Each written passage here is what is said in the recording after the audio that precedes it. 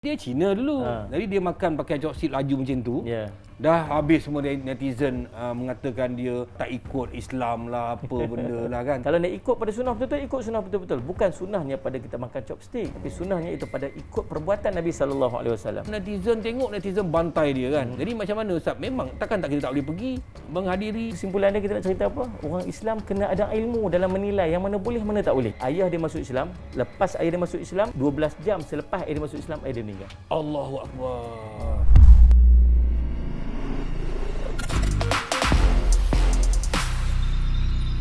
Bismillahirrahmanirrahim. Assalamualaikum warahmatullahi wabarakatuh. Salam sejahtera bagi mereka yang bukan Islam yang menonton Sembang Viral. Saya bersama dengan Ustaz Jafri Abu Bakar. Terima kasih Ustaz. Sama-sama. Agama dan budaya adalah satu benda yang berbeza. Kadang-kadang orang merasakan orang Melayu. Saya cakap pasal kita orang Melayu. Orang Melayu ni merasakan, oh, kita ni orang Melayu, dilahirkan Melayu, memang dia Islam. Orang tu dia berbangsa lain tapi dia beragama kita. Haruskah dia tinggalkan budaya dia mengikut, sebab duduk dalam Malaysia kan, mengikut budaya Melayu tu?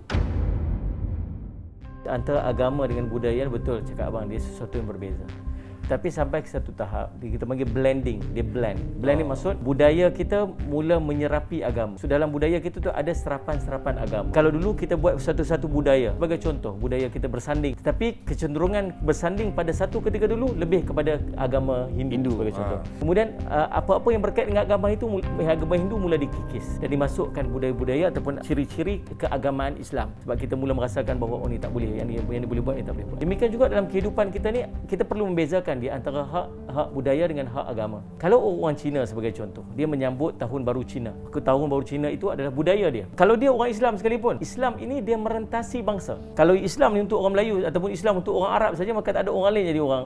Itulah keistimewaan umat Nabi Muhammad SAW. Kalau dulu-dulu agama dia ataupun para nabi ataupun para rasul itu untuk kaum dia. Tetapi Nabi Muhammad SAW merentasi seluruh kaum yang ada dekat muka bumi ini sehingga ke hari kiamat. Asal dia sampai ajaran Islam dekat dia, maka dia boleh beragama Islam dalam keadaan apa-apa dan dia semuanya adalah saudara se-Islam kita. Bila dia duduk dalam Islam, dia bawa budaya-budaya masing-masing. Kalau orang asli masuk Islam, dia bawa budaya orang asli. Asalkan tidak bercanggah daripada syarak, maka dia teruskan. Sebagai contoh, ada budaya-budaya kita yang mensyirikkan Allah SWT. Dia budaya, tapi perbuatan tersebut jadi khurafat ataupun syirik pada Allah. Sebagai contoh, dia merenjis ke ataupun dia menepung tawar ke sebagai contoh, dan meletakkan bahawa tepung tawar itu Salih Alaihi Wasallam boleh bawa kepada tuah ataupun boleh menghilangkan kemudaratan, padahal bukan pada tepung tawar itu. Mudarat dan tuah itu ada pada Allah, Allah akan beri. Maka perbuatan-perbuatan tersebut walaupun perbuatan budaya tapi bercanggah dengan syarak, maka dia wajib ditinggalkan. Jadi kadang-kadang ada orang yang subhanallah bila dia masuk Islam bang, dia masih bawa karakter dia dalam budaya dia. Dia makan pakai chopstick yang berlaku macam sahabat saya tu Adam Kori kan. Dia Cina dulu. Jadi dia makan pakai chopstick laju macam tu. Dah habis semua netizen mengatakan dia tak ikut Islam lah, apa benda lah kan. Tapi itu budaya dia menjawab budaya itu macam mana Ustaz? Kita tak pakai chopstick bang. Kita pakai tangan pun macam tu punya laju juga. Pun tak ikut cara sunnah Nabi SAW. Nabi makan sedikit, kita sikit-sikit makan. Kalau nak ikut pada sunnah betul-betul, ikut sunnah betul-betul. Bukan sunnahnya pada kita makan chopstick, tapi sunnahnya itu pada ikut perbuatan Nabi SAW. Maknanya Islam tu tidaklah suruh engkau meninggalkan budaya engkau. Yang penting yang kau ikutlah hukum syarak ni apa semua kan. Selagi budaya tidak menyalahi syarak, maka dia diharuskan. Tapi saya nampak, adakah netizen ni dia tidak tahu ataupun dia peka sebenarnya? Satu macam itulah bang, bila duduk pada satu posisi yang dikenali tak sama macam orang yang tak dikenali. Orang tak kisah bila duduk satu posisi macam tu. Cuma kita sebagai orang Islam, walaupun duduk pada posisi mana, kita tak boleh meletakkan sesuatu aku tak tahu, tak boleh. Sebab ilmu ni ada saja. Maka dalam keadaan kita nak menilai atau menghukum seseorang, kita nilai dengan ilmu, bukan atas kadar kita nak cakap saja. Kita reti menilai yang mana yang boleh, mana yang tak boleh. Macam sahabat kita Johan, dia pernah pergi menghadiri pengebumian nenek dia. Johan ni nenek orang Cina. Dia pergi tu dan netizen tengok, netizen bantai dia kan. Jadi macam mana Ustaz? Memang takkan kita tak boleh pergi? Soalan ni orang kena tahu dia mampu untuk menilai boleh ataupun tidak. Menghadiri pengkebumian orang bukan Islam yang telah meninggal dunia, dia haruskan pada syarak. Boleh, tak ada masalah apa. Nabi pernah bangun, itu saudara dia, nenek apatah dia lagi kan? Nenek dia. Nabi pernah bangun untuk menghormati satu jenazah orang Yahudi yang lalu di hadapan dia. Orang Yahudi meninggal, lalu depan dia Nabi SAW bangun untuk berikan penghormatan. Tak ada masalah apa. Yang tak bolehnya ialah kita melakukan upacara-upacara keagamaan yang terkait dengan perkebumian tersebut.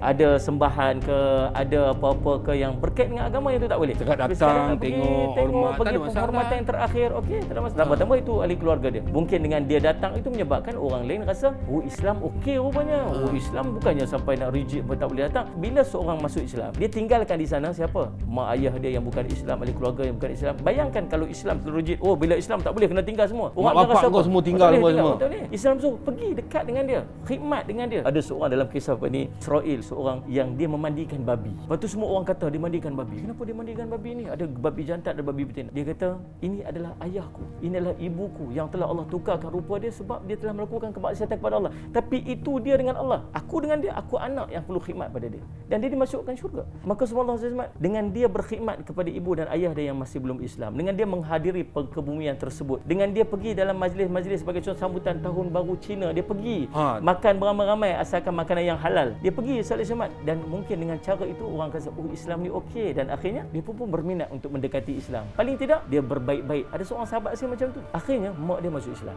Dia orang India. Mak ayah dia memang halau dia keluar. Tapi bila dia dapat anak, dia gunakan anak dia untuk pergi jumpa nenek, jumpa datuk, buat baik, jumpa datuk semua, sayang. Akhirnya mak dia masuk Islam. Dan the best thing abang, ayah dia masuk Islam, 12 jam selepas dia masuk Islam, dia meninggal. Allahu Akbar.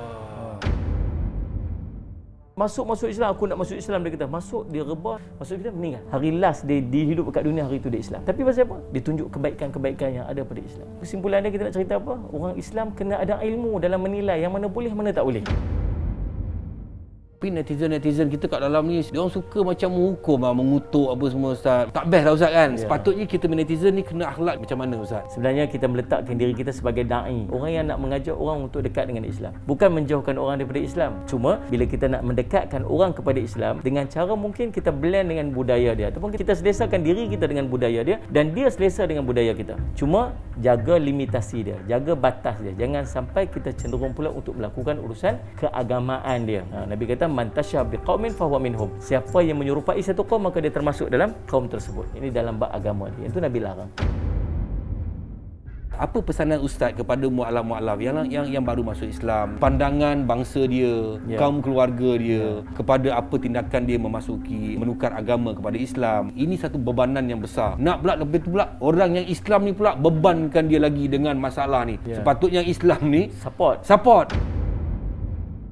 Nombor satu, kuatkan dengan ilmu. Bila masuk Islam, tambah diri dengan ilmu. Sebab dia perlukan pada ilmu untuk menjalani kehidupan dia sebagai seorang Islam. Yang kedua, dekatkan diri dia dengan orang-orang yang sentiasa menyokong. Jangan duduk pada posisi, saya sebab orang-orang negatif ni, orang-orang virus ni. Jangan duduk dengan dia ni. Toxic, dia panggil toxic people. Jangan. Duduk dengan orang-orang yang sentiasa memberikan sokongan. Sebab dia perlukan kepada sokongan. Kita yang nak berubah daripada tak baik kepada baik pun kita perlu pada sokongan. Apatah lagi dia yang sendirian. Yang ketiganya, jangan tinggalkan keluarga. Sebab itu madu'u kita. Kalau keluarga dia menentang sehingga boleh menyebabkan nyawa dia terancam sebagainya, tak apa pergi. Tetapi kalau masih ada peluang untuk dia dekatkan diri dia dengan keluarga dia, jangan tinggalkan budaya-budaya yang boleh menyebabkan keluarga rasa jauh. Sampai dulu kalau orang masuk Islam, dia panggil apa? Masuk Melayu. Dulu-dulu kan kata kan, dia ni masuk Melayu, dia masuk Melayu.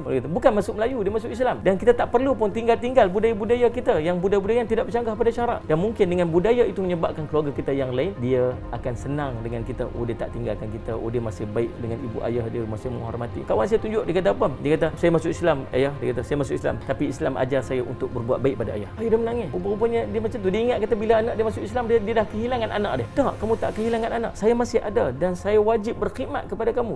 Kalau agama dulu tak, agama ni ya. Biarkan saya untuk khidmat pada ibu dan ayah dia. Akhirnya mak dia masuk Islam, akhirnya ayah dia masuk Islam.